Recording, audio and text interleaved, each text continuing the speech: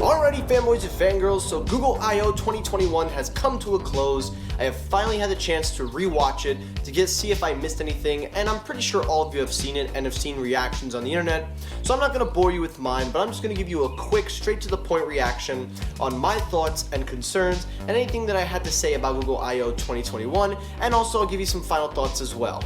All that on today's episode, so stay tuned.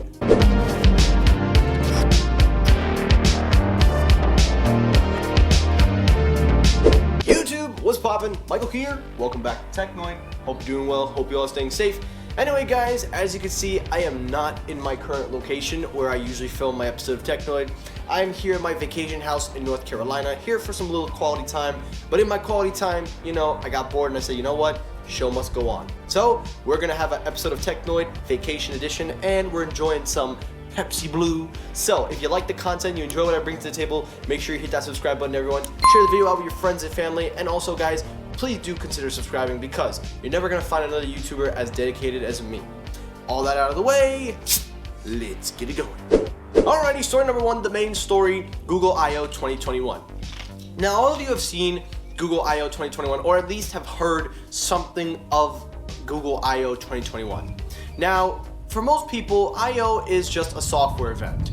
But a lot of criticism online, a lot of people, which I really have no understanding why anybody would expect anything like this, they were mad that they did not see any hardware unveiled. Now listen, there are moments when Google I/O does have software and hardware released on stage, but this is a more software-based event. And I don't understand why people had to make that criticism, or at least attempted to do so. So I was really disgusted with most of the criticism. Now, I won't admit, for me, I thought watching it the first time, it was a little bit too long, a little bit boring, but it wasn't a terrible event. I felt that the teleprompters needed some more work. I felt that the pacing could have been a little better, but overall as an event, it did its job, and I was actually quite excited. I would say, personally, more excited than I was for any of these events. So we're going to talk about what I'm excited about, and we'll get right to it. So the first thing up was the AI. Now, AI has been something that Google has worked on for a while now, and AI seems to be their next aim of focus, and I'm kind of shocked because AI has proven to be a very useful piece of technology, and Google seems to want to update the technology and keep it going fresh with new implements of artificial intelligence. So augmented reality, artificial intelligence, etc. I like the direction that they're headed. The next thing they talked about was privacy. Now, privacy is a very big thing with tech companies these days. Everybody's making a big deal about it. Everybody's talking about it. And for me, I've always felt that privacy has felt more of a marketing gimmick than really a useful piece of news. Because more people talk about the gimmicky crap and they don't even focus heavily on what you really should expect from privacy. But it looks like Google is going all in on privacy, just like Apple is, and they seem like they actually really do care about the privacy area. The way that I like about it is that the language mode and other things that they're focusing on with privacy is making it more secure, making it less crypted, and making it more friendly for machine learning data in Android, which is something that I think they've lacked on for a while, because there have been news where Google comes out, gets caught, they backtrack, then they give you an option. So I really hope that Google stays true on their words for privacy and that they actually continue and work for as long term as they go.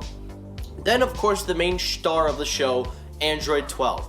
Now, Android 12 I knew was going to be the biggest recap of the show. Everybody's talking about Pixels, talking about Samsung One UI, OnePlus, and all how they're going to customize it. But taking a look at Android 12, Android 12 has got to be probably one of the biggest shakeups for Android that I've seen in a while, and we've seen some pretty big ones in the past. We have an all-new redesigned quick settings menu. We also have a new Google Assistant gestures. We have built-in remote controls for Google TV. They have a lot more different apps, a lot more different platforms, basically allowing the app to be more in tune with what Android is customized to be.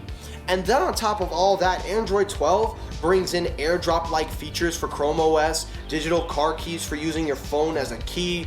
So there is a lot of things that Android 12 is doing, and honestly, a lot of people don't seem to talk about this, but I feel like Android 12 is giving us a hint at what project, I think it was Fuchsia, I think that that's the new software that Google is planning on making.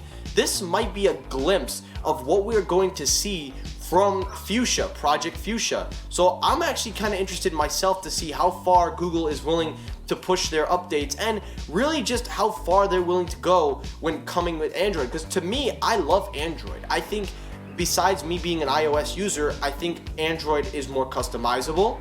I think it has more potential, it has more. So I'm not gonna knock it for that. But if it's gonna give us a hint of what Fuchsia is gonna be, that is something very interesting. But overall, Android 12 has gotten a lot more easier, a lot more options, and a lot more customizable, but it's a nice revamp, and I really appreciate Google for doing that.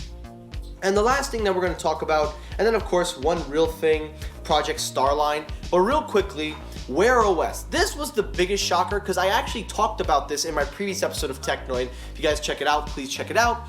Where I had said that Google was going to replace Tizen with Wear OS on the Galaxy Watches. Well, it looks like Google might be doing that, but they also have reached out to Samsung because they're working with Samsung's own OS with Tizen. So they're combining the two, giving you higher performance, better battery life, and a better improved user experience. You'll get access to the Google Play Store, Google Pay, Google Maps. The overall interface will be more intuitive, faster, and Google will be able to integrate it with Fitbit as well. Now, I do have my doubts with the Fitbit and also with the Wear OS on the Samsung Watch. Although I do see a lot more positives, I do have a bit of negatives, and I'm not going to sit here and sugarcoat it, so I'm just going to come out and say that I have my doubts, but I am looking forward to seeing what they bring, and I'm actually looking forward to see what they do as a partnership going forward. So overall, the Google I/O 2021 event was actually a very good event. I had a good time with it. I enjoyed it. I thought it was great fun. I didn't actually get bored as much as I thought it was going to be. I feel like a lot of those perceptions are coming from nasty Apple fans and also people that are just casuals. Hashtag casual alert if you complain. Like a BIA. No, we're not going to say that. But overall, I enjoyed the event, had a great time. I thought it was a bit of fun. I actually am really excited for Wear OS combining with Samsung to see how their partnership deals out. I think that this shows you guys that the partnership between Samsung and Google is starting to get bigger and bigger. I also am excited to see Android 12 and how companies customize it. But that's it for today's episode of Technoid. Now guys, I may have missed some stuff. Also like that Project Starline. Again, I will save all that for another episode when I come back from vacation. So whatever I missed or I didn't talk about, I will talk about that in a separate episode when I get back from New York. But I will be filming here temporarily just to make up some times. But anyway guys, thank you so much for watching. I apologize for all the outdoor noises. Again, not the best place to film, but very relaxing. I'm going to finish the rest of this Pepsi Blue. Like, comment, subscribe. Let me know your thoughts about Google I/O 2021. Thank you so much for watching. I'll see you on the next episode, and peace!